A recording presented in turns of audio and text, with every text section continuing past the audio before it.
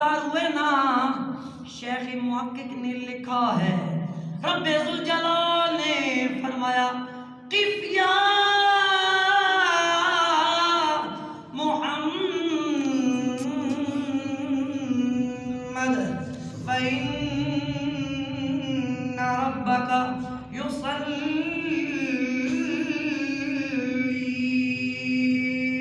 جب میرے آقا بے قرار ہوئے نا رب ذوالجلال نے آپ کے یار تاجدار صداقت سیدنا صدیق اکبر رضی اللہ تعالی عنہ کی آواز میں فرمایا اے محمد ٹھہر جائیے، اے محمد توقع فرمائیے، اے محمد رک جائیے، آپ کا رب آپ پہ صلاۃ پڑھتا ہے۔ سبحان اللہ۔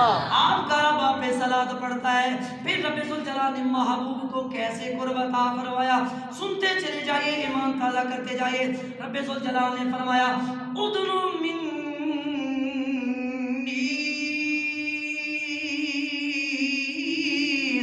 یا خیر البریہ، ادنو منی یا احمد، ادنو منی یا محمد،